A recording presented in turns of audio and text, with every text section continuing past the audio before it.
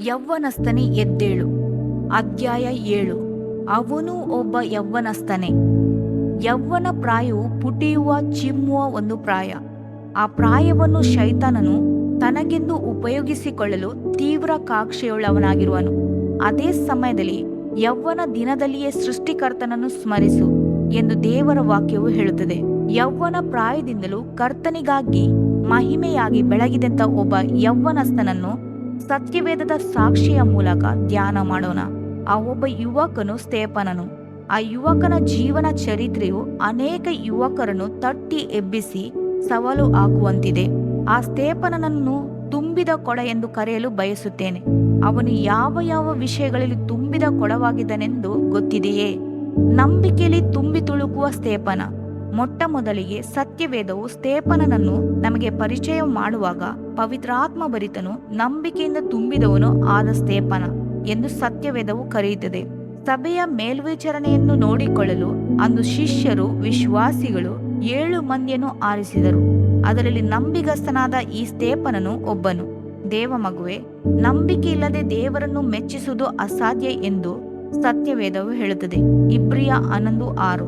ಕರ್ತನನ್ನು ಕುರಿತು ಎಷ್ಟರ ಮಟ್ಟಿಗೆ ನಂಬಿಗಸ್ತರಾಗಿರುವೆವೋ ಅಷ್ಟೇ ಹೆಚ್ಚಾಗಿ ದೇವರಿಗೆ ಮೆಚ್ಚುಗೆಯಾದವರಾಗಿರುವೆವು.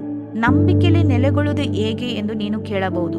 ಸಾರಿದ ವಾರ್ತೆಯ ನಂಬಿಕೆಗೆ ಆಧಾರ ಎಂದು ಅಪೊಸ್ತಲನಾದ ಪೌಲನು ರೋಮಪುರದವರಿಗೆ ಬರೆದ ಪತ್ರಿಕೆಯಲ್ಲಿ ಹೇಳುತ್ತಾನೆ. ದೇವರ ವಾಕ್ಯವನ್ನು ಓದುವಾಗ, ಪ್ರಸಂಗಗಳನ್ನು ಕೇಳುವಾಗ ನಮ್ಮೊಳಗೆ ನಂಬಿಕೆಯು ಹುಟ್ಟುತ್ತದೆ. ಅವುಗಳನ್ನು ನಮ್ಮ ಜೀವಿತದಲ್ಲಿ ಅಭ್ಯಾಸಿಸುವಾಗ ನಾವು ನಂಬಿಕೆಯಲ್ಲಿ ನೆಲೆಗೊಂಡಿರುವವರಾಗಿರುತ್ತೇವೆ. ನಂಬಿಕೆಯ ವೀರರ ಪಟ್ಟಿಯನ್ನು ಇಬ್ರಿಯ 11ನೇ ಅಧ್ಯಾಯದಲ್ಲಿ ನಾವು ಕಾಣುತ್ತೇವೆ. ನಂಬಿಕೆಯಿಂದಲೇ ಹೇಬೇಲನು ಕಾಯಿನನ ಯಜ್ಞಕ್ಕಿಂತ ಶ್ರೇಷ್ಠವಾದ ಯಜ್ಞವನ್ನು ಸಮರ್ಪಿಸಿದನ್ನು ನೋಡುತ್ತೇವೆ. ನಂಬಿಕೆಯಿಂದಲೇ ದೇವರೊಂದಿಗೆ ಸಂಚರಿಸಿದ ಅನೋಕನನ್ನು ನೋಡುತ್ತೇವೆ. ನಂಬಿಕೆಯಿಂದ ಮೋಶೆಯು ಫರೋಹನ ಅರಮನೆಯನ್ನು ತ್ಯಜಿಸಿ ದೇವಜನರೊಂದಿಗೆ ಕಷ್ಟವನ್ನು ಅನುಭವಿಸುವುದು ಒಳ್ಳೆಯದೆಂದು ತೀರ್ಮಾನಿಸಿದನ್ನು ನೋಡುತ್ತೇವೆ. ದೇವ ಮಗುವೆ, ದೇವರ ವಾಕ್ಯವು ನಿನ್ನನ್ನು ನಂಬಿಕೆಯ ವೀರನನ್ನಾಗಿ ಮಾಡುತ್ತದೆ. ಕರ್ತನಿಗಾಗಿ ಮಹತ್ತರವಾದ ಕಾರ್ಯಗಳನ್ನು ಮಾಡಲು ನಿನ್ನನ್ನು ಪ್ರೇರಿಸುತ್ತದೆ.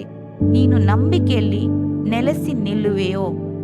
ಪವಿತ್ರಾತ್ಮ ಭರಿತನಾಗಿದ್ದ ಸ್ತೇಫನನು ಪವಿತ್ರಾತ್ಮ ಭರಿತನಾಗಿದ್ದನು ಎಂದು ಅಪೊಸ್ತಲರ ಕೃತ್ಯ 6:5 ಸತ್ಯವೇದವು ಹೇಳುತ್ತದೆ. ಕರ್ತನ ಅನುಗ್ರಹವಾದ ಈ ಪವಿತ್ರಾತ್ಮನನ್ನು ಪಡೆದಿದ್ದ ಸ್ತೇಫನನು ಯಾವಾಗಲೂ ಪವಿತ್ರಾತ್ಮ ಭರಿತನಾಗಿರುತ್ತಿದ್ದನು. ಅದು ಅವನಿಗೆ ಪರಲೋಕದ ಪ್ರಭಾವವನ್ನು ಕೊಟ್ಟಿತು. ಅವನ ಮುಖವು ದೇವದೂತನ ಮುಖದಂತೆ ಇದ್ದಿತು ಎಂದು ಅಪೊಸ್ತಲರ ಕೃತ್ಯ 6:15 ಓದುತ್ತೇವೆ. ಹೌದು, ಆತ್ಮದಿಂದ ತುಂಬಿದ ಜೀವಿತವು ಒಬ್ಬ ವ್ಯಕ್ತಿಯನ್ನು ಮಹಿಮೆಯಾಗಿ ಮಾರ್ಪಡಿಸುವುದು. ಅವನು ಹೊಸ ಸ್ವಭಾವದಿಂದ ಮಾತ್ರವೇ ಅಲ್ಲ, ಹೊಸ ರೂಪದೊಂದಿಗೆ ಬೆಳಗಿದನು.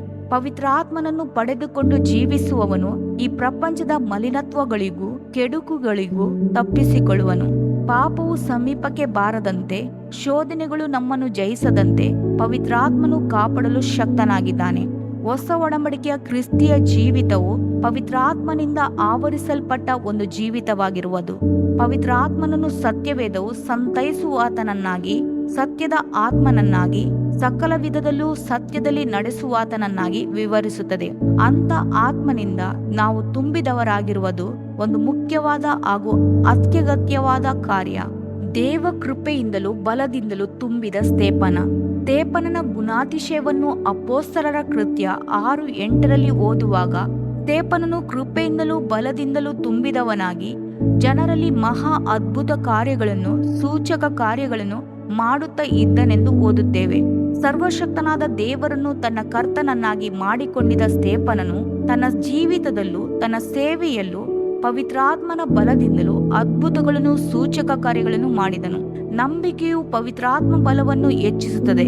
ನಜರೇತಿನ ಯೇಸು ಪವಿತ್ರಾತ್ಮನಿಂದಲೂ ಬಲದಿಂದಲೂ ತುಂಬಿದವನಾಗಿದ್ದು ಉಪಕಾರಗಳನ್ನು ಮಾಡುತ್ತಾ ಶೈತಾನನಿಂದ ಬಾಧಿಸಲ್ಪಡುತ್ತಿದ್ದವರೆಲ್ಲರನ್ನು ಗುಣ ಮಾಡುತ್ತಾ ಸಂಚರಿಸಿದನೆಂದು ಸತ್ಯವೇದವು ಹೇಳುತ್ತದೆ. ಈ 20ನೇ ಶತಮಾನದಲ್ಲಿ ಮಹಿಮೆಯ ಬಲದಿಂದ ತುಂಬಿದರೆ ಮಾತ್ರವೇ ಜನರನ್ನು ಕರ್ತನಿಗೆಂದು ಸಂಪಾದಿಸಿಕೊಳ್ಳಲು ಸಾಧ್ಯ. ಮಹಿಮೆಯ ಬಲವಿದ್ದಲ್ಲಿ ಮಾತ್ರವೇ ಅನ್ಯರನ್ನು ದೇವರ ವಾಕ್ಯಕ್ಕೆ ಒಳಪಡಿಸಲು ಸಾಧ್ಯ. ಮಹಿಮೆಯ ಬಲದಿಂದ ಮಾತ್ರವೇ ಕರ್ತನಾದ ಯೇಸು ಕ್ರಿಸ್ತನು ಜೀವಿಸಿದನೆಂದು ನಿರೂಪಿಸಲು ಸಾಧ್ಯ. ಸತ್ಯವೇದದಲ್ಲಿರುವ ಪ್ರತಿಯೊಬ್ಬ ವ್ಯಕ್ತಿಯ ಜೀವಿತವನ್ನು ಓದಿ ನೋಡಿರಿ. ಅವರೆಲ್ಲರೂ ಮಹಿಮೆಯ ಬಲದಿಂದ ತುಂಬಿದರೆಂದು, ಕರ್ತನಿಗಾಗಿ ಪ್ರಕಾಶಿಸಿದರೆಂದು ನೋಡುತ್ತೇವೆ. ದೇವ ಮಗುವೆ, ಆ ದೇವರು ಪಕ್ಷಪಾತಿಯಲ್ಲ. ಒಬ್ಬರಿಗೆ ಅನುಗ್ರಹ ಮಾಡಿ ಮತ್ತೊಬ್ಬರಿಗೆ ಕೊಡದಿರುವಾತನೂ ಅಲ್ಲ. ನಿನಗೆ ಮಹಿಮೆಯನ್ನು ಕೊಡಲು ಕರ್ತನು ಶಕ್ತನೇ ಆಗಿದ್ದಾನೆ. ಜ್ಞಾನದಿಂದ ತುಂಬಿ ತುಳುಕಿದ ಸ್ತೇಫನನು ಪರಲೋಕದ ಜ್ಞಾನದಿಂದ ತುಂಬಿದವನಾಗಿದ್ದನು. ಸತ್ಯವೇದವು ಅವನ ಮಾತಿನಲ್ಲಿ ಕಂಡುಬಂದ ಜ್ಞಾನವನ್ನು, ಪವಿತ್ರಾತ್ಮನ ಶಕ್ತಿಯನ್ನು ಎದುರಿಸಲಾರದೆ ಹೋದರು. ಅಪೊಸ್ತಲರ ಕೃತ್ಯ 6:10 ಎಂದು ಹೇಳುತ್ತದೆ. ಕರ್ತನು ಬುದ್ಧಿಹೀನರನ್ನು ಜ್ಞಾನಿಗಳನ್ನಾಗಿ ಮಾಡುವಾತನು. ಲೋಕದ ಜ್ಞಾನಿಗಳನ್ನು ನಾಚಿಕೆ ಪಡಿಸುವುದಕ್ಕಾಗಿ ಈ ಲೋಕದ ಬುದ್ಧಿಹೀನರನ್ನು ಆರಿಸಿಕೊಂಡು ಅವರಿಗೆ ಪರಲೋಕ ಜ್ಞಾನವನ್ನು ಕೊಡುತ್ತಾನೆ. ಹಳೆ ಒಡಂಬಡಿಕೆಯ ಕಾಲದಲ್ಲಿ ಶಾಸ್ತ್ರಿಗಳು, ಫರಿಸಾಯರು, ಸದ್ದುಕಾಯರು ಜ್ಞಾನಿಗಳೆಂದು ಎನಿಸಲ್ಪಟ್ಟರು. ಪ್ರಧಾನ ಯಾಜಕರು ಜ್ಞಾನಿಗಳೆಂದೆನಿಸಲ್ಪಟ್ಟರು. ಆದರೆ ಸಾಮಾನ್ಯ ಮನುಷ್ಯನಾದ ಸ್ತೇಫನನು ಪವಿತ್ರಾತ್ಮ ಭರಿತನಾಗಿ ಹೊಂದಿದಂಥ ದೈವಿಕ ಜ್ಞಾನವನ್ನು ಶಾಸ್ತ್ರಿಗಳು, ಫರಿಸಾಯರು ಎದುರಿಸಲಾರದೆ ಹೋದರು. ದೇವ ಮಗುವೆ, ನಿಮ್ಮಲ್ಲಿ ಯಾವನಿಗಾದರೂ ಜ್ಞಾನ ಕಡಿಮೆಯಾಗಿದ್ದರೆ ಅವರು ದೇವರನ್ನು ಕೇಳಿಕೊಳ್ಳಲಿ, ಅದು ಅವನಿಗೆ ದೊರಕುವುದು ಎಂದು ಯಾಕೋಬನು ತನ್ನ ಪತ್ರಿಕೆಯಲ್ಲಿ ಬರೆಯುತ್ತಾನೆ.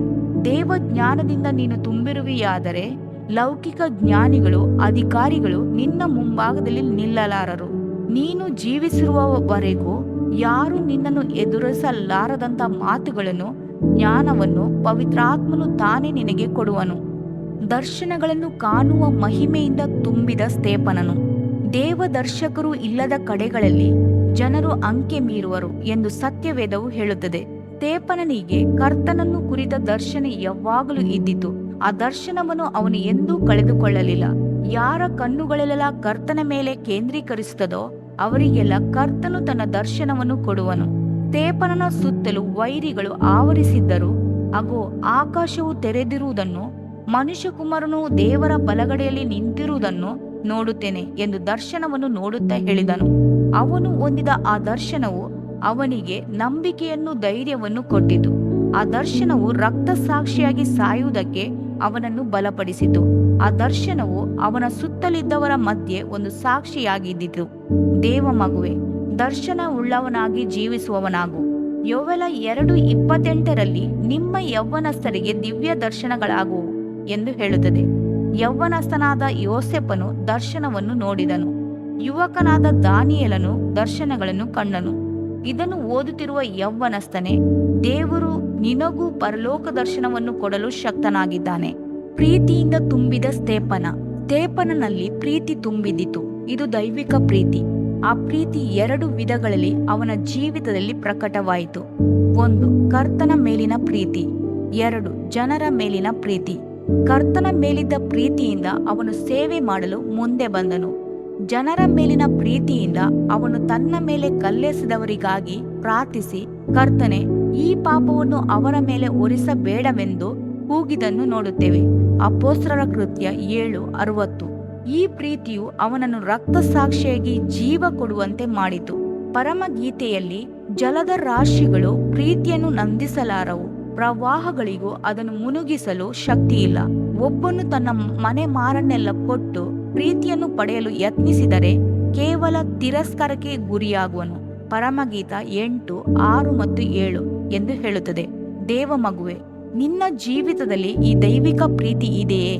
ದೇವ ಪ್ರೀತಿಯಿಂದ ತುಂಬಿರುವೆಯಾ? ನಿನ್ನ ಹೃದಯದಲ್ಲಿ ಉಕ್ಕುವ ಪ್ರೀತಿಯ ಹೊಳೆಗಳು ನಿನ್ನ ವೈರಿಗಳೆಡೆಗೆ ಧಾವಿಸುತ್ತಿವೆಯಾ? ಸ್ತೇಫನನು ನಿನಗೆ ಒಂದು ಒಳ್ಳೆಯ ಮಾದರಿ. ಅಂದು ಸ್ತೇಫನನ ಮೇಲೆ ಕಲ್ಲು ಹಾಕಿದವರ ಬಟ್ಟೆಗಳನ್ನು ಕಾಯುತ್ತಿದ್ದ ಸೌಲನನ್ನು ಸ್ತೇಫನನ ಭಕ್ತಿ ವೈರಾಗ್ಯವು ಮಾರ್ಪಡಿಸಿತು. ಸ್ತೇಫನನು ಸತ್ತು ಕೆಲವೇ ಕಾಲದೊಳಗಾಗಿ ಸೌಲನು ಪೌಲನಾಗಿ ಮಾರ್ಪಟ್ಟನು. ಪವಿತ್ರ ಸಭೆಯ ಬಿತ್ತನೆಯ ಬೀಜವಾಗಿ ಸ್ತೇಫನನು ಹೂಣಲ್ಪಟ್ಟನು. ಇಂದು ನೀನು ದೇವ ಪ್ರೀತಿಯಿಂದ ತುಂಬಿಸಲ್ಪಡುವೆಯಾ? ಕರ್ತನಿಗಾಗಿ ಎದ್ದು ಪ್ರಕಾಶಿಸುವೆಯಾ? ಇದರಿಂದ ನಿನ್ನ ದೇಹಕ್ಕೆ ಆರೋಗ್ಯವು, ಎಲುಬುಗಳಿಗೆ ಸಾರವು ಉಂಟಾಗುವವು.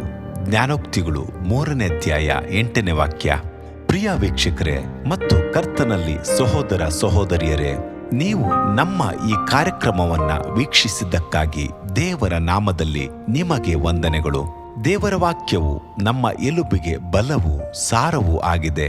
ಎಂದು ಸತ್ಯವೇದವು ಹೇಳುವಂತೆ ಈ ಕಾರ್ಯಕ್ರಮವು ನಿಮಗೆ ಆಶೀರ್ವಾದಕರವಾಗಿದೆ ಎಂದು ನಂಬುತ್ತೇವೆ.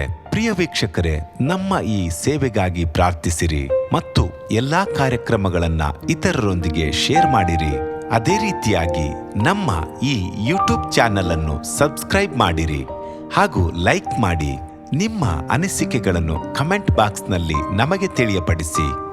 ನಮ್ಮ ಸಂಖ್ಯೆ 7022104605. ಈ ಸಂಖ್ಯೆಗೆ ಕರೆ ಮಾಡಿರಿ. ಒಬ್ಬ ಪಾಪಿಯ ಪ್ರಾರ್ಥನೆ. ಯೇಸುವನ್ನು ರಕ್ಷಕನಾಗಿ ಅಂಗೀಕರಿಸಲು ಮಾಡಬೇಕಾದ ಪ್ರಾರ್ಥನೆ. ಪ್ರಿಯ ಪರಲೋಕದ ತಂದೆಯೇ, ಯೇಸುವಿನ ಹೆಸರಿನಲ್ಲಿ ನಾನು ನಿನ್ನ ಬಳಿಗೆ ಬಂದಿದ್ದೇನೆ. ನನ್ನ ಬಳಿಗೆ ಬರುವವರನ್ನು ನಾನು ತಳ್ಳಿಬಿಡುವುದೇ ಇಲ್ಲ. ಯೋಹಾನ 6:37 ಎಂದು ನಿನ್ನ ವಾಕ್ಯ ಹೇಳುತ್ತದಲ್ಲ. ಆದ್ದರಿಂದ ನೀನು ನನ್ನನ್ನು ತಳ್ಳಿಬಿಡದೆ ನನ್ನನ್ನು ಸೇರಿಸಿಕೊಳ್ಳುವಿ ಎಂದು ನನಗೆ ಗೊತ್ತಿದೆ. ಆದ್ದರಿಂದ ನಾನು ನಿನಗೆ ಸ್ತೋತ್ರ ಮಾಡುತ್ತೇನೆ. ನೀನು ನಿನ್ನ ವಾಕ್ಯದಲ್ಲಿ ನೀನು ಯೇಸುವನ್ನೇ ಕರ್ತನೆಂದು ಬಾಯಿಂದ ಅರಿಕೆ ಮಾಡಿಕೊಂಡು ದೇವರು ಆತನನ್ನು ಸತ್ತವರೊಳಗಿಂದ ಎಬ್ಬಿಸಿದನೆಂದು ಹೃದಯದಿಂದ ನಂಬಿದರೆ ನಿನಗೆ ರಕ್ಷಣೆಯಾಗುವುದು ಎಂತಲೂ ಕರ್ತನ ನಾಮವನ್ನ ಹೇಳಿಕೊಳ್ಳುವವರೆಲ್ಲರಿಗೆ ರಕ್ಷಣೆಯಾಗುವುದೆಂತಲೂ ಬರೆದಿದೆ. ರೋಮ 10:9-13 ವಾಕ್ಯ. ಯೇಸು ಕ್ರಿಸ್ತನು ದೇವಕುಮಾರನೆಂದು ನನ್ನ ಹೃದಯದಲ್ಲಿ ನಂಬುತ್ತೇನೆ. ನನ್ನನ್ನು ನೀತಿವಂತನನ್ನಾಗಿ ಮಾಡುವುದಕ್ಕಾಗಿ ಆತನು ಸತ್ತವರೊಳಗಿಂದ ಎಬ್ಬಿಸಲ್ಪಟ್ಟನು ಎಂದು ನಂಬುತ್ತೇನೆ. ನಾನು ಆತನ ನಾಮವನ್ನ ಹೇಳಿಕೊಳ್ಳುತ್ತೇನೆ. ಯೇಸುವೇ, ನೀನೇ ಕರ್ತನು. ತಂದೆಯೇ, ನೀನು ನನ್ನನ್ನು ರಕ್ಷಿಸಿದಿ ಎಂದು ನಾನು ನಂಬುತ್ತೇನೆ. ನಿನ್ನ ವಾಕ್ಯವು ಹೇಳುತ್ತದೆ, ಮನುಷ್ಯನು ಹೃದಯದಿಂದ ನಂಬುವುದರ ಮೂಲಕ ನೀತಿಯು ದೊರಕುತ್ತದೆ, ಬಾಯಿಂದ ಅರಿಕೆ ಮಾಡುವುದರ ಮೂಲಕ ರಕ್ಷಣೆಯಾಗುತ್ತದೆ. ರೋಮ 10:10. ನಾನೀಗ ನನ್ನ ಹೃದಯದಲ್ಲಿ ನಂಬುತ್ತೇನೆ ಹಾಗೂ ಯೇಸುವೇ ನನ್ನ ಕರ್ತನೆಂದು ಅರಿಕೆ ಮಾಡುತ್ತೇನೆ. ಆದುದರಿಂದ ನಾನೀಗ ರಕ್ಷಣೆ ಹೊಂದಿದ್ದೇನೆ. ಅಪ್ಪಾ ತಂದೆಯೇ, ನಿನಗೆ ಸ್ತೋತ್ರ. ಲೂಕನು ಬರೆದ ಸುವಾರ್ತೆ 11ನೇ ಅಧ್ಯಾಯದಲ್ಲಿ ಬರೆದಿರುವಂತೆ, ನಿಮ್ಮಲ್ಲಿ ತಂದೆಯಾದವನು ಮೀನನ್ನು ಕೇಳುವ ಮಗನಿಗೆ ಮೀನು ಕೊಡದೆ ಹಾವನ್ನು ಕೊಡುವನೆ? ಅಥವಾ ತತ್ತಿಯನ್ನು ಕೇಳಿದರೆ ಚೇಳನ್ನು ಕೊಡುವನೆ? ಹಾಗಾದರೆ ಕೆಟ್ಟವರಾದ ನೀವು ನಿಮ್ಮ ಮಕ್ಕಳಿಗೆ ಒಳ್ಳೆ ಪದಾರ್ಥಗಳನ್ನ ಕೊಡಬಲ್ಲವರಾದರೆ ಪರಲೋಕದಲ್ಲಿರುವ ನಿಮ್ಮ ತಂದೆಯು ತನ್ನನ್ನು ಬೇಡಿಕೊಳ್ಳುವವರಿಗೆ ಎಷ್ಟೋ ಹೆಚ್ಚಾಗಿ ಪವಿತ್ರಾತ್ಮ ವರವನ್ನ ಕೊಡುವವನಲ್ಲವೇ ಅಂದನು. ತಂದೆಯೇ, ನೀನು ಕೇಳಿಕೊಳ್ಳುವವರಿಗೆ ಪವಿತ್ರಾತ್ಮನ ವರವನ್ನು ಹೇರಳವಾಗಿ ಕೊಡುವಾತನಾಗಿದ್ದಿ. ಆದ್ದರಿಂದ ನನ್ನ ಮೇಲೆಯೂ ನಿನ್ನ ಆತ್ಮನನ್ನು ಸುರಿಸಬೇಕಾಗಿ ಬೇಡಿಕೊಳ್ಳುತ್ತೇನೆ. ಕೀರ್ತನೆ 81:10 ಬರೆದಿದೆ, ಅಗಲವಾಗಿ ಬಾಯಿದೆರೆಯಿರಿ, ಅದನ್ನು ತುಂಬಿಸುವೆನು. ಕರ್ತನೇ, ನನ್ನನ್ನು ಪವಿತ್ರಾತ್ಮನಿಂದ ತುಂಬಿದಂತ ನೀನು ನನ್ನನ್ನು ಅನ್ಯ ಭಾಷೆಯ ವರದಿಂದಲೂ ತುಂಬುವವನಾಗಿದ್ದಿ ಎಂದು ನಂಬುತ್ತೇನೆ. ಅದರಂತೆ ನಾನು ನನ್ನ ಬಾಯಿಯನ್ನು ತೆರೆದು ನಿನ್ನ ಸ್ತೋತ್ರ ಮಾಡುವಾಗ ಅನ್ಯ ಭಾಷೆಯ ಅಭಿಷೇಕದಿಂದ ನನ್ನನ್ನು ತುಂಬುವವನಾಗಿದ್ದಿ ಎಂದು ನಂಬುತ್ತೇನೆ. ಈಗ ನೀವು ನಿಮ್ಮ ಬಾಯಿಯನ್ನು ತೆರೆದು ಮಾತನಾಡುವಾಗ ಪವಿತ್ರಾತ್ಮನು ನಿಮ್ಮ ಬಾಯಿಯನ್ನು ತನ್ನ ಭಾಷೆಯಿಂದ ತುಂಬುವವನಾಗಿದ್ದಾನೆ. ಇದು ದೇವರ ಭಾಷೆಯಾಗಿದೆ. ಈ ಅಭಿಷೇಕವನ್ನ ಹೊಂದಿಕೊಳ್ಳಲು ನೀವು ನಿಮ್ಮ ಸ್ವರವನ್ನ ಉಪಯೋಗಿಸಬೇಕು. ಅದರಿಂದ ನೀವು ನಿಮ್ಮ ಬಾಯನ್ನು ತೆರೆದು ದೇವರಿಗೆ ಸ್ತೋತ್ರ ಮಾಡುವಾಗ ದೇವರು ನಿಮ್ಮನ್ನು ಅನ್ಯ ಭಾಷೆಯ ವರದಿಂದ ತುಂಬುವವನಾಗಿದ್ದಾನೆ. ಪ್ರಿಯರೇ, ಈಗ ನೀವು ಪವಿತ್ರಾತ್ಮನಿಂದ ತುಂಬಲ್ಪಟ್ಟ ಆತನ ಪ್ರಿಯ ಮಕ್ಕಳಾಗಿದ್ದೀರಿ. ದೇವರ ನಾಮಕ್ಕೆ ಸ್ತೋತ್ರವಾಗಲಿ.